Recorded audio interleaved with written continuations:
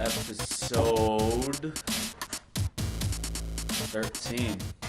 Part 2. Part 2. Yeah, that's right. We got off on a good start on the first one. Talked a little bit more about my story. But I think this one's going to be just as hype. And, you know, we get to express your story, which is very similar to mine, just 7 years prior. Yeah, when we're looking at gaps in our life and the kind of route, the unorthodox route that we took, it's pretty crazy. I don't think it's a coincidence why we both love fitness. I just think that with this route, that's just how we had to take it.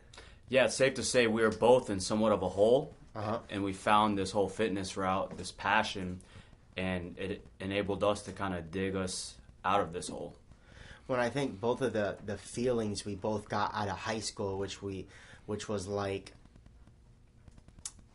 I have to get out of Naples, was that feeling. You said you felt it a little bit more direct, where people would say, like, you shouldn't be in Naples. I don't recall it being like that, but everyone kind of felt that, like, you know, like if you were in college, like we were in high school and the kids that were coming down from college and coming down were like, yeah, that's cool. Like he goes to so-and-so or whatever.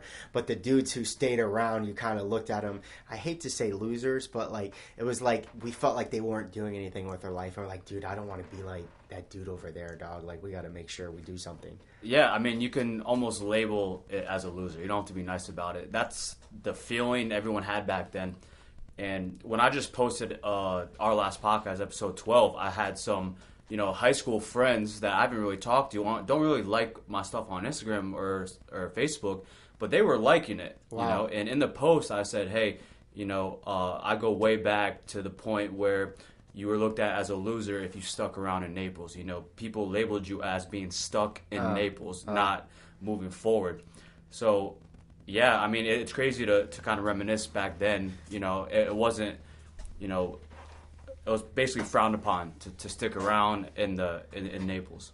Well, what's so ironic too, one is I think they can relate because that's what all connects us, is our story from high school, leaving, being born in Naples, graduating in Naples, and what everyone did. But two, the irony is that our success has come from living in Naples. No doubt, no doubt. There's so much, you know, room for growth here that people give it credit for.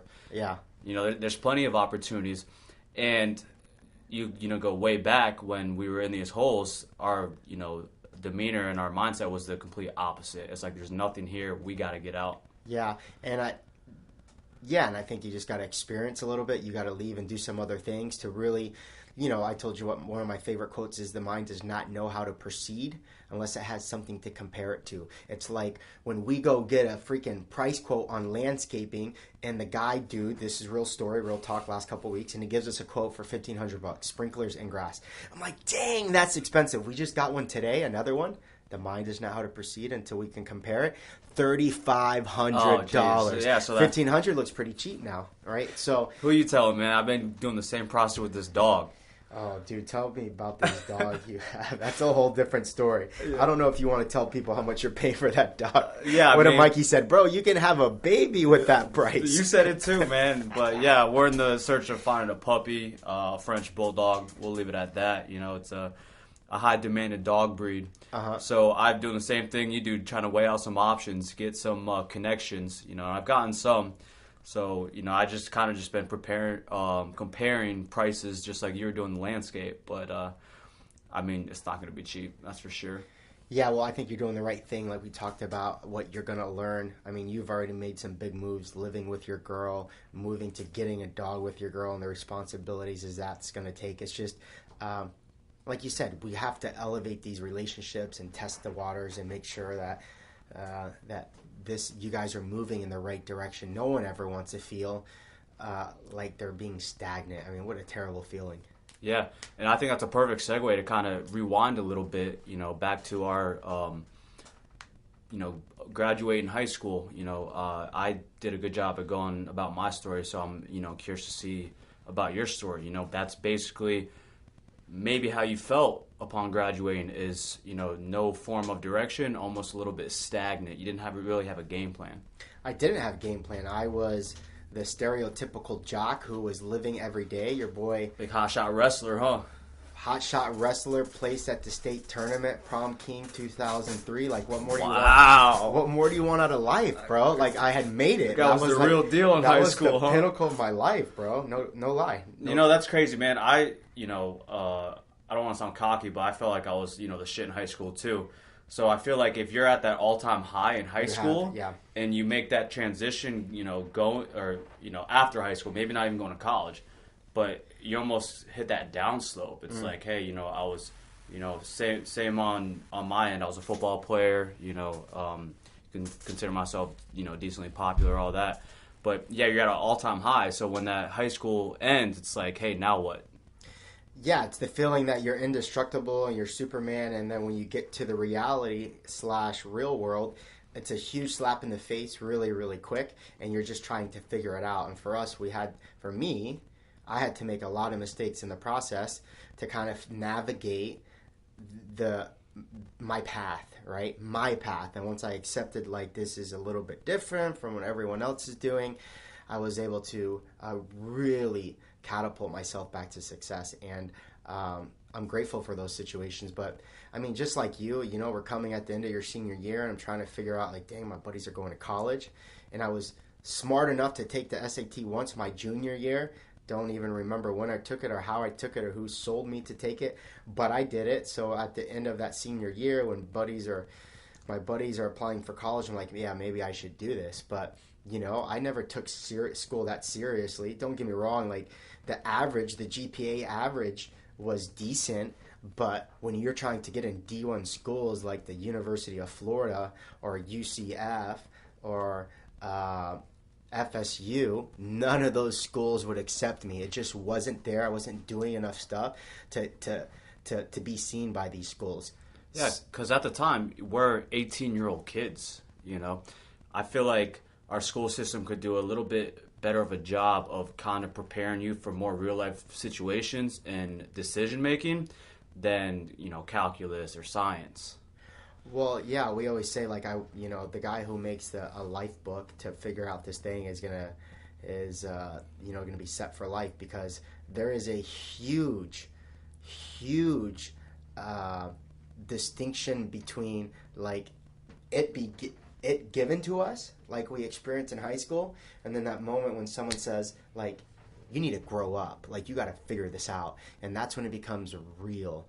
And I think that transition can be a lot smoother if, as parents, we prepare our kids, as the school system prepares. Like, everyone has a role to make sure that our transitions are a little bit more smoother instead of having to make a million mistakes. And that's one of the things, right? Like, one of the things they talk about parenthood, I mean, we're going totally off a different tangent, is that we're teaching our kids how to be productive in society. Like, that should be one of them. Not a nuisance, not like somebody who's expecting things to be given to them. Like, I want to teach my kid how to work hard and the value of effort and what that could do to somebody's life. Yeah, that's how it needs to be. You got to, teach our kids how to be contributors. You got to contribute to the people around you. You got to, open up businesses to produce jobs, Basically, you got to, like you just said, nothing should be given to you. You don't have a free ride.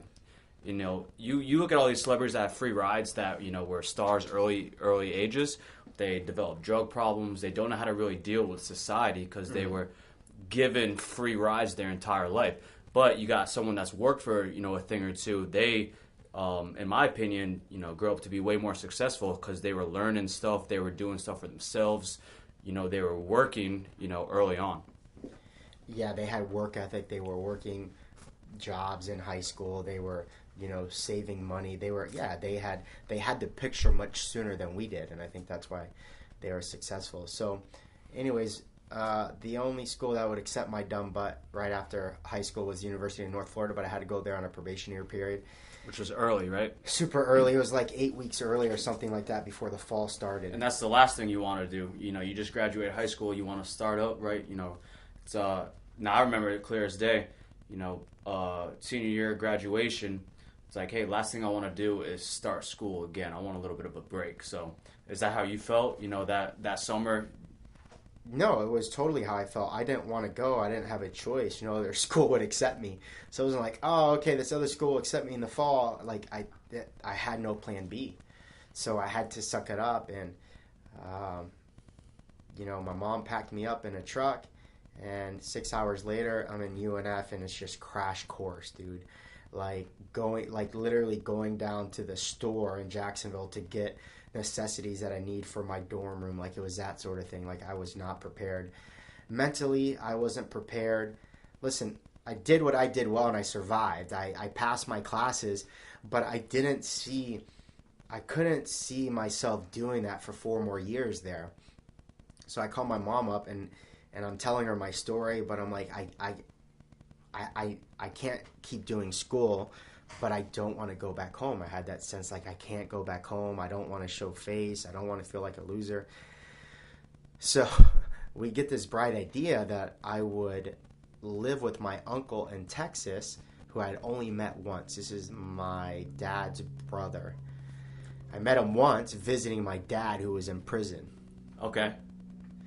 I don't even... Why him? I don't know. I felt safe around him. We had made some communication back and forth, but, you know, I felt like, again, like that was probably of the very few options that I had, that was one that I felt safe and I could still kind of figure this thing out. So you mentioned your dad was in prison. I've heard that maybe a handful of times from you before. You think you kind of, traveled to your uncle maybe because of that male, role model figure? Sure. I mean, I think there's something to that extent. I looked up to my uncle. Like, listen, my uncle is your Cuban refugee. Snuck out on a boat on Cuba with one of his best friends, and he freaking gets stranded 10 miles offshore, and he sits in the sea for 3 days to make it on land. Jesus. To do what he has done. He was an electrician by the time I connected with him. Like, how powerful, right? So maybe there was some model, like, if this guy has figured it out and he looks like he knows what he's doing. You looked up to him. Maybe I can learn from him. And I just felt safe. I really felt safe around him. So he did his best while I was there, but I just wasn't happy. Like, I was working at a graveyard shift at Walmart, and then I moved into, like, a UPS job at the mall. It was like, this is not what I want to do, and I'm just trying to figure it out. Yeah, it sounds like at the time it was just another option, and you're desperate for another option. Desperate for change, desperate for, something different. And what I had learned was that, like, this is not it. That's what I'm learning through that. It's not easy. Like, looking back, it was like all those decisions just helped me navigate where I truly was meant to be and where I was meant to do. But in the moment, no one thinks like that. Like, what's Thomas Edison quote? He had it right where he felt like, listen, he could have easily given up on the idea of electricity, right? And how that should have been performed. He kept using it as like, okay, he said, I didn't fail 1,000 times, because the story is he had 1,000 failures before he was able to patent the invention of electricity. He found 1,000 ways not to do the job. Mm-hmm. And looking back, I know that's what that was. But when you're in it, you don't think like that. You're like, we're so young. This is not working out. I hate this. I hate my life. Blah blah blah. You're comparing yourself to all your buddies, and so I'm still trying to figure out. I'm not happy. I'm living there for over a year. So again, I don't have a lot of options. So I decide, of all things, that I'm going to join the military. So I have about a year before I ship out. I had this idea that I was going to be in branch? U.S. Navy. U.S. Navy. I had this idea that I was going to ship out, that I only wanted to be a Navy SEAL. I didn't want to get accepted into the military unless they would give me the opportunity. So to get that contract, they call it, I had to get a certain job at a certain date. So that took about 9 months before I did that, because they can ship you out as early as next week. But to get that position, I had to wait. So now I got a story. I know where I'm heading, right? So that gives me a little bit of peace of mind. I can go back home for a little bit, enjoy myself, tell people I'm going to the military in a few months, blah, blah, blah. I get to the military about almost 2 years later. Long story short, in training, I get injured. And the way the relationship was built is that being diagnosed with this type of injury would affect my ability to go in combat or whatnot into the special training, the special forces training. And so one of my options were to receive an honorable discharge for the injury. So I did.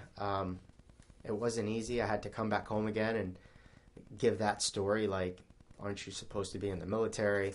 And still navigating it. It'd be great to tell you that when I came home, it got better, but it didn't. It got worse. Like, this is a guy who's now spent 3 years of his life, right, away, and he comes home and he has nothing, absolutely nothing to show for it. So I got a lot of money, and I'm just spending it, acting a fool, partying. I'm just trying to figure this thing out, and it's not going well. I don't remember when it happened, but I was able to reconnect with one of my high school coaches. And he knew... The wrestling coach? Yeah, this is my wrestling coach who had coached me in high school. And he had since then stepped down from teaching in the system to become a pastor for one of the non-denominational churches in town. And I was living in Fort Myers at the time, and he came to me with a really, really crazy idea. You got to remember, I'm 20 years old, right? Okay. Maybe 21 years old. And he said there was two things that would really help me turn around my life. He said, one, I think you should go back into coaching. When I was in high school, I coached a lot of the youth kids during the summer to kind of enjoy our time, get paid a little bit. So he said, I think you'd be a really great coach. I had the connection with the new head coach. One of my not best friends. He's a best friend now, but at the time he was one of the best wrestlers on the team. He placed second at the state tournament. He should have won it, to be honest. So he's already there. So I'm like, that's a smooth transition. So he's a previous teammate. Previous teammate. Yep. That's what I'm trying to say. But the second one was even crazier. One of his jobs as associate pastor was to lead one of the halfway houses. Listen, like, I'm not doing drugs. Like, I drink alcohol, whatever. But you're not a drunk. I'm not an alcoholic by any means. You just like to party a little bit back in the day. He proposed that I should move to the halfway house because he was leading it, and he could mentor me a little bit in the process. That's crazy, man. It's crazy if you think about it. Right? What are your thoughts of doing something like that? Dude, I was scared. I was absolutely scared. Shitless. Like, there's a huge stigma with people that live in halfway houses. Like, they're addicts. They're a piece of garbage. They're bums. They're bums, right? But, like, you know, when you're desperate, you do desperate things. Well, you kind of had your trust in your coach, like that he wouldn't steer you wrong. He had never. That's really good. And if it wasn't, like, if somebody else would have had introduced that idea, I would have done it. Hell no. Yeah. And he lived right across the street, so I knew, like, if anything ever got bad, I can go to him. But it was the most humbling experiences of my entire life. I must have lived there for over a year. And what I learned was that these men were just really, like, outside of the addiction, who they were trying to become was like me. Like, they knew that, like, where they were wasn't where they wanted to be, and they were trying to take action to be better people. And they were trying to find some direction, just like you were. And that's what that home provided. I built some really great relationships there. These, we're all trying to figure it out, but I'm still a really young guy. I end up getting the coaching job, cleaning pools, and that's kind of my life for, like, the next 2 years. But in that process, the head coach at the time, who I really started to develop a great relationship with, kept telling me, like, I should go back to school. It was the last thing I wanted to hear because I didn't want to go back to school. I failed at that once. I had no desire to do it.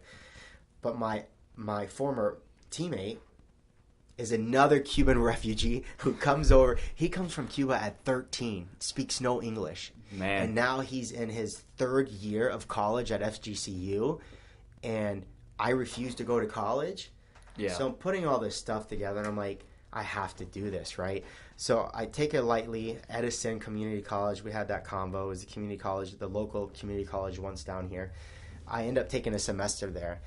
And I don't know what changed. I think it was the maturity with, like, me putting in my own money into paying for school. Been there. And just, paying attention a little bit more, I felt it was easier and I was getting more out of it.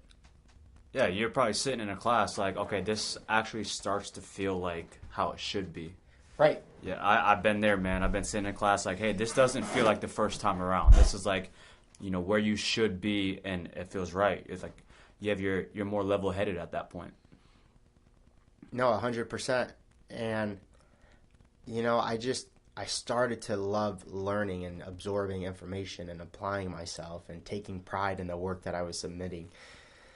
Long story short, I ended up going full time there, and I'm coming into my last semester. I'm in my third semester at this point, where I end up hooking up with one of my buddies in high school. I think he was a freshman. He might have been even younger at the time, but he's a senior. He's getting accepted into UF, and we're chit-chatting back and forth, and he's like, yo, man, I need to go up to UF because now he's got to sign his own apartment up there and look for stuff. And he's like, I don't want to go by myself. I think you should come with me. I got the hotel.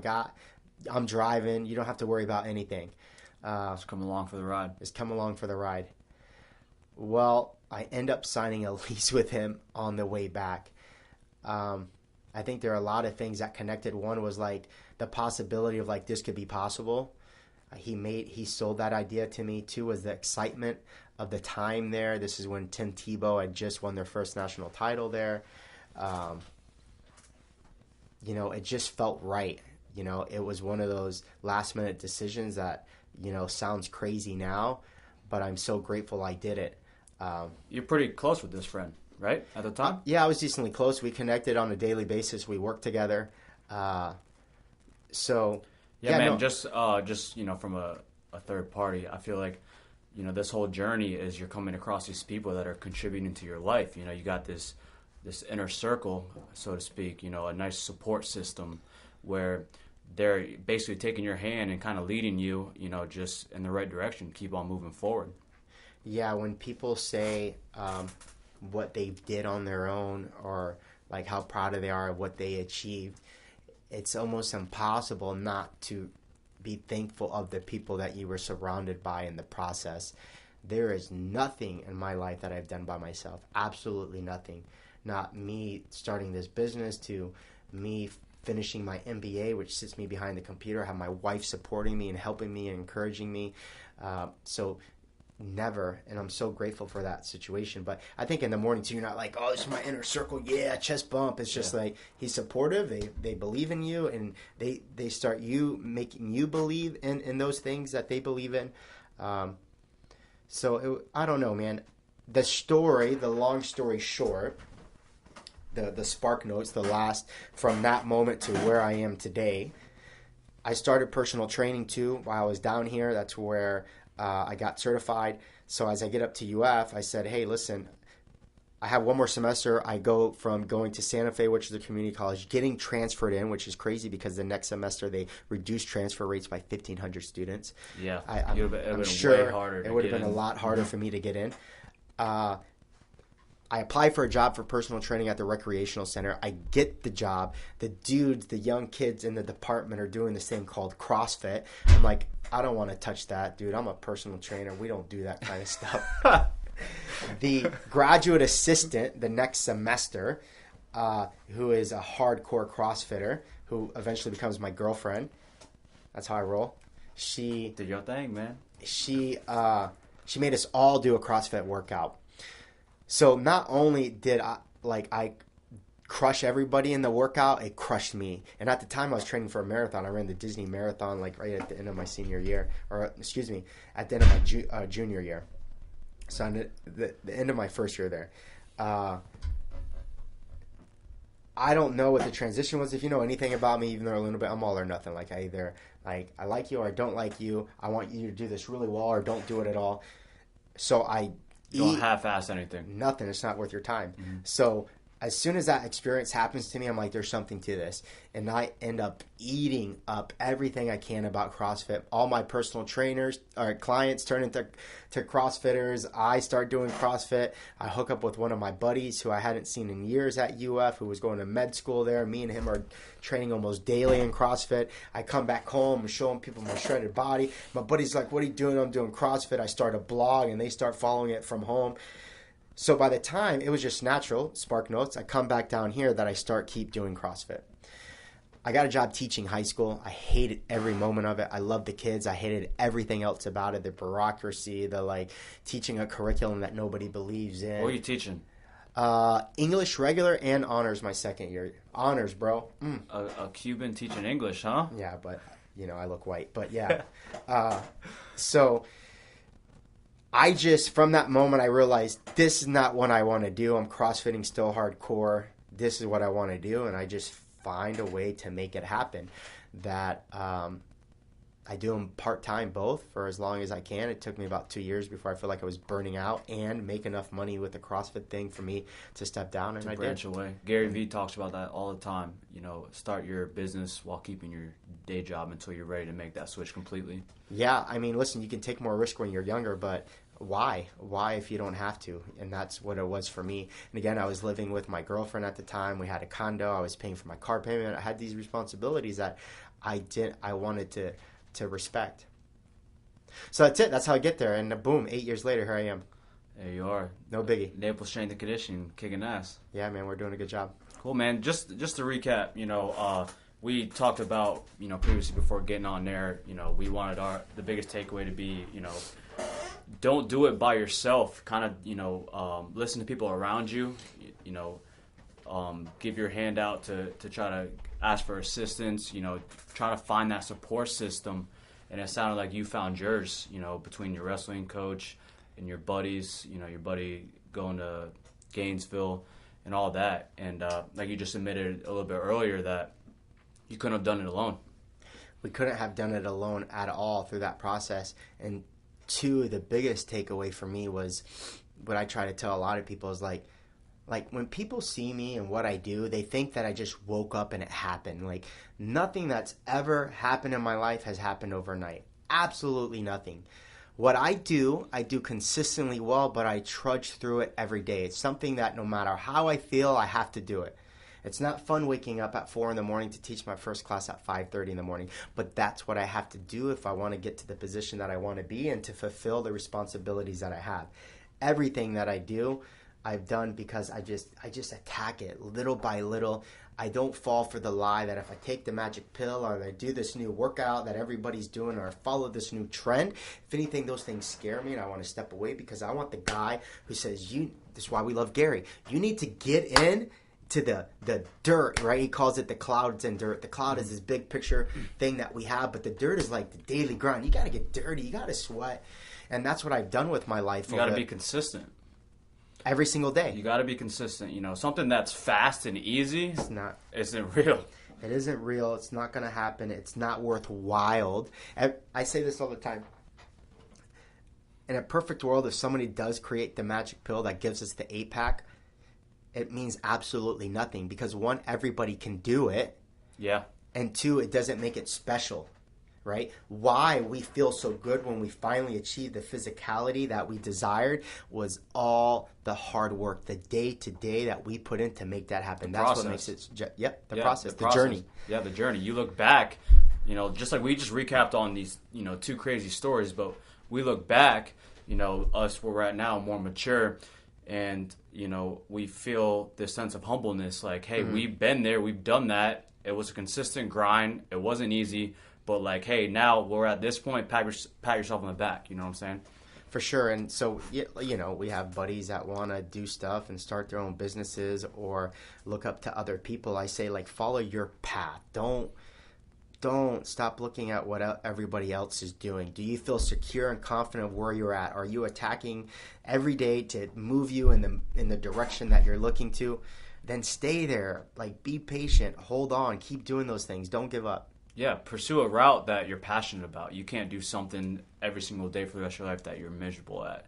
You will not have a good quality of life if you're not working towards something you give a shit about, you're passionate about. And the gift is the moment you realize what that is. There are a lot of people who are living their life that have no passion for anything. Because they haven't found it yet.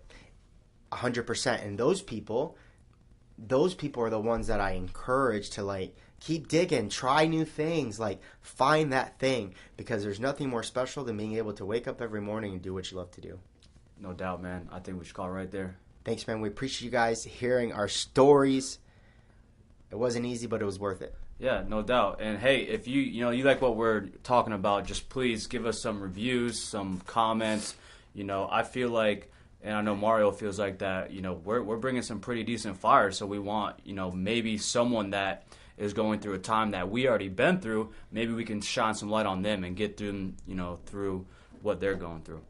For sure, we're all in this together, and the goal is to ultimately consistently live life to the fullest. It's a great opportunity to live life the way we do, so we want everyone to do it as well. No doubt, guys. See you next week. Thanks, y'all. Peace.